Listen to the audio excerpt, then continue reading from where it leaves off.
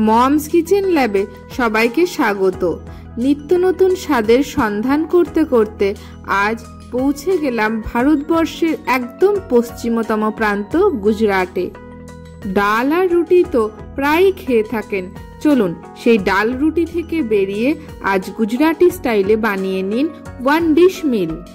স্বাদে ভরপুর স্বাস্থ্যকর এই রেসিপিটির নাম ডাল ধোকলি। এই ডাল ধোকলিকে মজা করে ইন্ডিয়ান ভার্সন অফ পাস্তাও বলা চলে। খাবারটি গুজরাটি হলেও বাঙালি স্বাদের সাথে এর যথেষ্ট সাদৃশ্য আছে। তাহলে চলুন আর কথা না বাড়িয়ে চটপট শুরু করি আজকের রেসিপি ডাল ধোকলি। এই ডাল ধোকলি বানানোর জন্য প্রথমে একটা প্রেসার কুকারে অড়হর ডাল দিয়ে দিতে হবে। এখানে 1 কাপ অড়হর ডাল নিয়েছি। এবার এতে 2 কাপ পরিমাণ জল দিয়ে দিতে হবে। এরপর এতে স্বাদ মতন লবণ দিয়ে প্রেসার কুকারের ঢাকনা আটকে 3-4টে হুইসেল দিয়ে নিতে হবে। এর ফলে ডাল একদম নরম হয়ে সিদ্ধ হয়ে যাবে। এইদিকে ডাল সিদ্ধ হতে থাকুক, চলুন ধোকলির প্রিপারেশন করা যাক। এর জন্য 1 কাপ পরিমাণ আটা নিয়ে নেওয়া হয়েছে। এতে 1 চামচ বেসন দিয়ে দিতে হবে।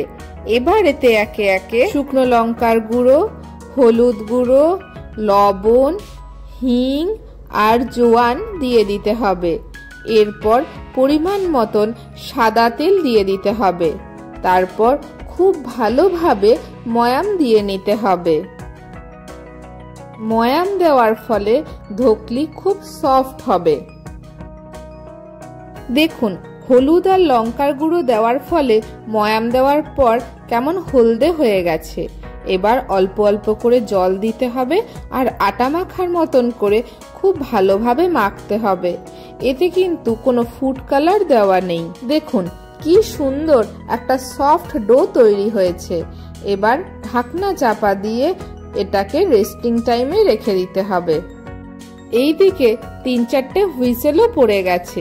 দেখুন ডাল একদম সিদ্ধ হয়ে গেছে। এবার এতে 2 কাপ মতন জল দিয়ে দিতে হবে। অবশ্যই গরম জল দেবেন। তারপর একটা ডাল কাটার সাহায্যে খুব ভালোভাবে মিশিয়ে নিতে হবে যেন একটুও দানাভাব না থাকে, ডাল একদম ব্লেন্ড হয়ে যায়। আপনারা চাইলে ব্লেন্ডার দিয়েও এই কাজটা করে নিতে পারেন, সেক্ষেত্রে আর জল দেওয়ার প্রয়োজন নেই। দেখুন ডাল একদম মিহি হয়ে গেছে। এবার কিছু মশলা যেমন জিরে, সর্ষে, মেথি, তেজপাতা, শুকনো লঙ্কা, কারি পাতা, দারচিনি, লবঙ্গ আর হিং একটা প্লেটে গুছিয়ে নিতে হবে। গ্যাস ওভেনে একটা কড়াই বসিয়ে ওতে সর্ষের তেল দিয়ে দিতে হবে। তেল গরম হলে 2 চামচ মতন কাঁচা বাদাম দিয়ে দিতে হবে। তারপর লাল লাল করে ভেজে নিতে হবে। গ্যাস ওভেনে একটা পরিষ্কার কড়াই বসিয়ে তাতে 2 চামচ মতন সর্ষের তেল দিয়ে দিতে হবে। এই রান্নায় খুব বেশি তেলের প্রয়োজন হয় না, খুব হেলদি একটা রেসিপি। তেল গরম হলে ওতে সামান্য ঘি দিয়ে দিতে হবে। ঘি অপশনাল, না চাইলে নাও দিতে পারেন।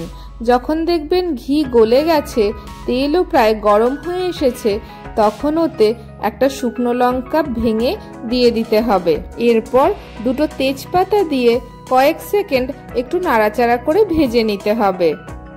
এরপর 2-3টে লবঙ্গ আর সামান্য একটু দারচিনি দিয়ে আবারও কয়েক সেকেন্ড ভেজে নিতে হবে।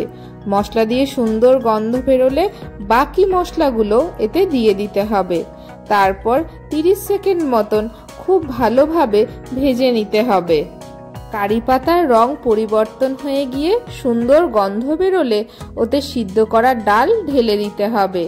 তারপর ওতে 2-3 কাপ মতন জল দিয়ে দিতে হবে।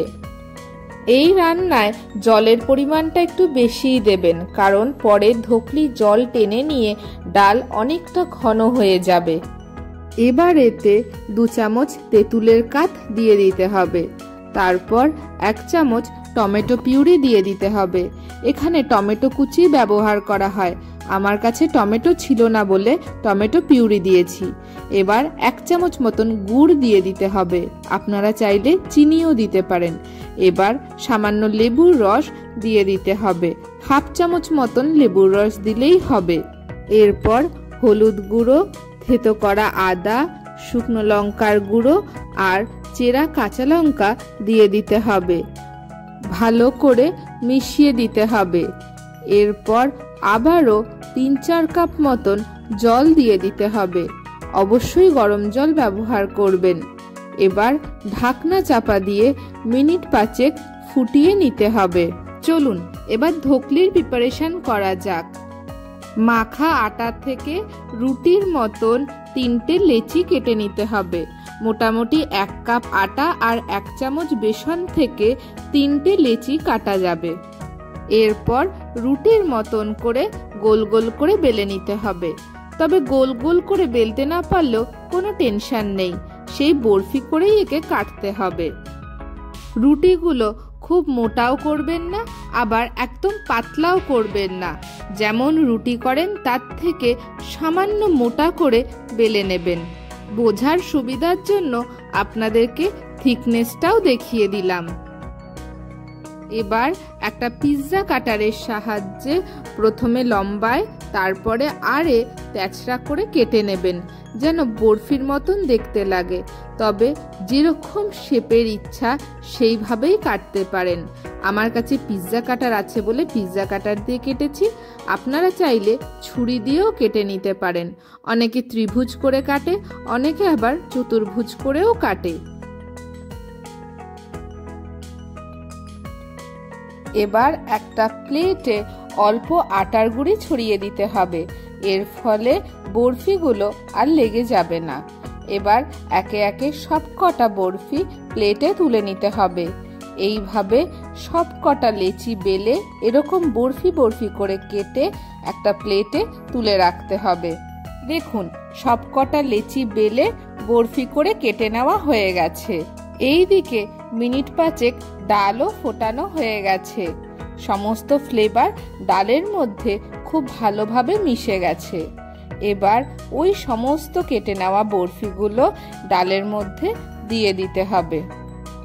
বরফিগুলো দেওয়ার সাথে সাথেই খুব ভালোভাবে ডালটা নাড়বেন, নয়তো সমস্ত বরফিগুলো এক জায়গায় আটকে যাবে।